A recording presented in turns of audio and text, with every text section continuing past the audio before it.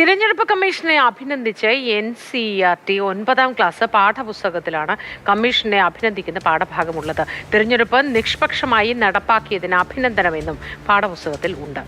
വിഷ്ണു പ്രസാദ് വിവരങ്ങളുമായി ചേരുന്നുണ്ട്. Vishnu, good morning. എന്താണിത്?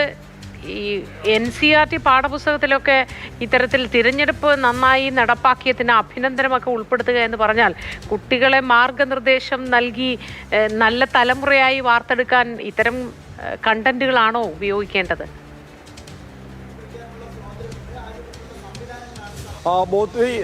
Good morning. നേരത്തെ സൂചിപ്പിച്ചതുപോലെ തന്നെ ഈ NCERT പാഠപുസ്തകം സംബന്ധിച്ച വിവാദങ്ങൾ ഒട്ടും വിട്ടൊഴിയുന്നില്ല എന്ന് തന്നെയാണ് വ്യക്തമാകുന്നത്.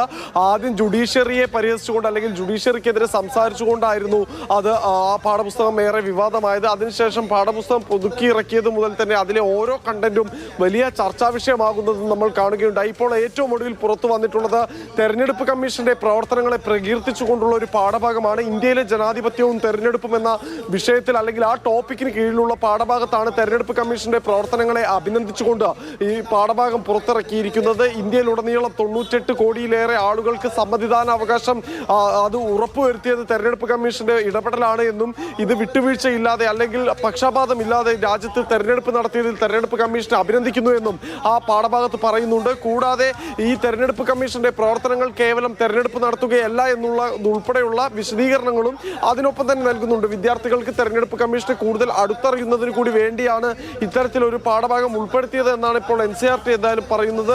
എന്തായാലും വീണ്ടും ഒന്നിനു പിറകെ ഒന്നായി തന്നെ NCERTയുടെ പാഠപുസ്തകം വീണ്ടും ചർച്ചാ വിഷയമായി തന്നെ മാറുകയാണ് രാജ്യത്ത്. മോത്തി.